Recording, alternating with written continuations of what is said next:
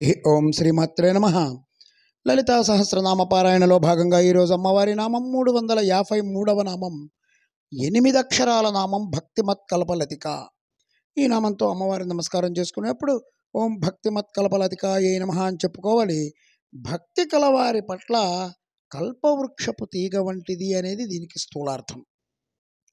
శ్రద్ధ, పట్టుదల, క్రమశిక్షణత, ఇలా ఒక పద్ధతి ప్రకారం శరణాగతితో ఒకటే ధ్యానంతో ఉంటారో అదే భక్తి. సాధకుడు ఉపాసించే దేవత యందు పూర్తిగా లీనమైపోయినటువంటి స్థితిలో తనలో ఉన్నది కూడా ఆ దైవమే అని గ్రహించి అదే భావనలో లీనమైపోవాలి.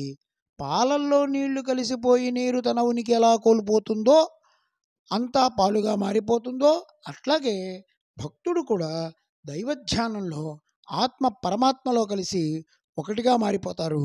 జీవాత్మ అనే నేను ఉనికిని కోల్పోయి అంతా పరమాత్మ అనే స్థితికి చేరుకుంటారు. ఇది అసలైన భక్తి, ఇదే సాధన. ఈ సాధన యొక్క పరిపూర్ణ సిద్ధి. ఇటువంటి భక్తులకు అమ్మవారు కల్పవృక్షం లాంటిది అని చెప్తారు. చతుర్విధ భక్తులైనటువంటి ఆర్తులకు, జిజ్ఞాసులకు, ఆర్ధులకు, జ్ఞానులకు కావాల్సినవి వేరువేరుగా ఉంటాయి కాబట్టి వారి వారి అవసరాలను బట్టి అమ్మవారు వారికి ఏర్పాటు చేస్తూ ఉంటుంది.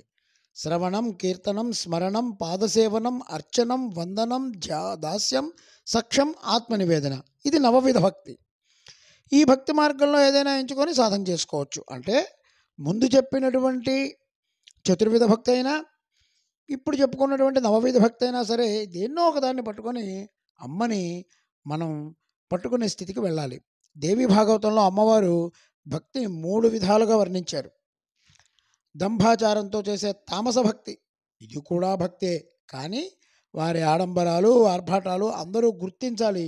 గట్టిగా కేకలు, అరుపులు, వేటలు, నరకడం, బలులు, ఇవన్నీ అమ్మవారికి ప్రీతి అనేటువంటి ఉద్దేశంతోనే సమర్పిస్తారు.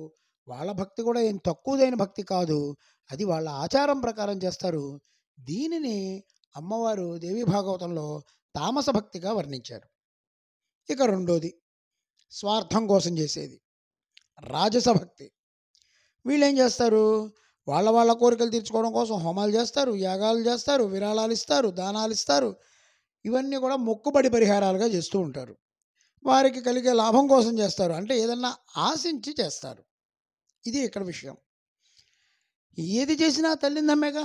ఇప్పుడు ఇగో ఈ 1,00,000 రూపాయలు నేను వీళ్ళకి విరాళం ఇచ్చాను, లేదు ఈ 50,000 పెట్టి ఈ యాగం చేశాను, ఈ యాగం చేయటం వల్ల, ఇలా దానం ఇవ్వడం వల్ల అమ్మ నన్ను మంచిగా చూస్తుంది అంటే ఇచ్చిపుచ్చుకునే ధోరణి.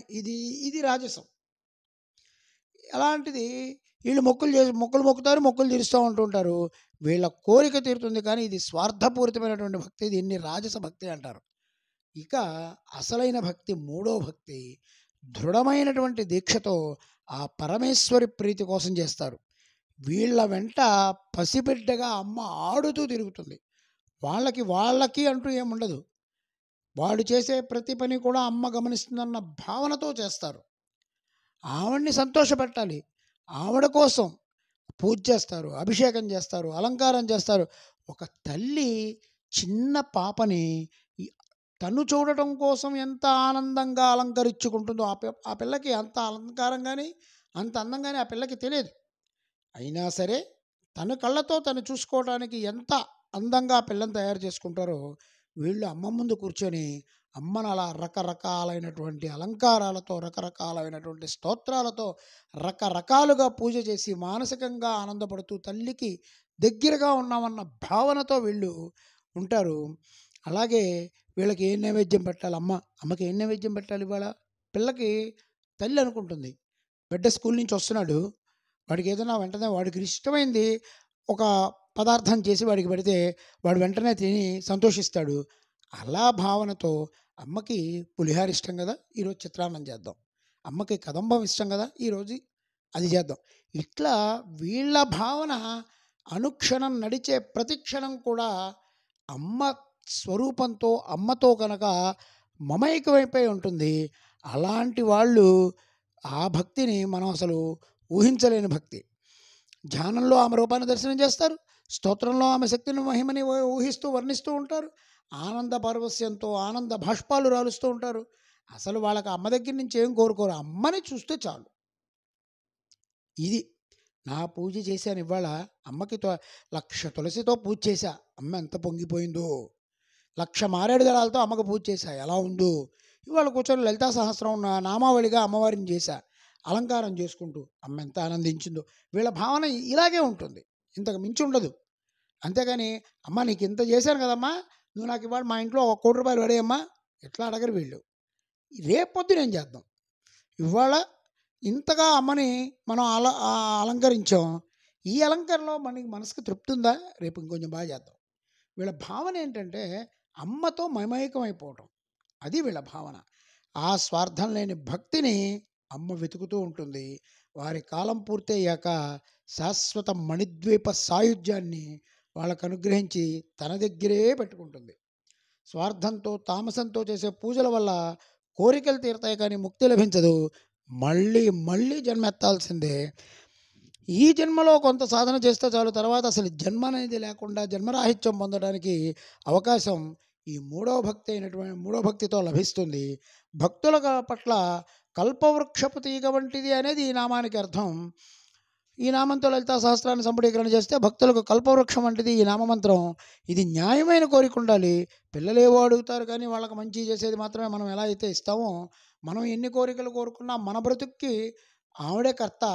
ఆవిడ మనకి ఏది మంచిదో అది చేయటం. మనం ఆవిడ్ని నమ్ముకుంటే, రిపీట్, మనం ఆవిడని నమ్ముకుంటే మనకు కోరింది కాదు, మనకి ఏది మంచిదో అది ఆవిడ అనుగ్రహిస్తుంది. పిల్లల విద్య, భర్త క్షేమం, అభివృద్ధి, ఉద్యోగంలో ప్రమోషను, ఇల్లు కొనుక్కోవాలి, ఇల్లు నిలబెట్టుకోవాలి, మంచి ఆరోగ్యం కావాలి, పంటలలో లాభం రావాలి, వ్యాపారంలో వృద్ధి జరగాలి, సంతానం, కుటుంబంలో కూడా సంతోషం. ఇవన్నీ న్యాయపరమైన కోరికలు. ఇవన్నీ కనుక ఈ నామాన్ని లలితా సహస్రంతో సంపుటీకరణ చేస్తే అమ్మ అనుగ్రహిస్తుంది. కాబట్టి ఇలా జపం చేసుకొని త్వరితమైనటువంటి ఫలితాన్ని పొందుకోవాలి. ఓం ఐం హ్రీం శ్రీం భక్తమత్కల్పలతికాయై నమః. ఓం శ్రీమాత్రే నమః. ఓం శ్రీ మహారాజ్ఞే నమః. శ్రీమత్ సింహాసనేశ్వరి.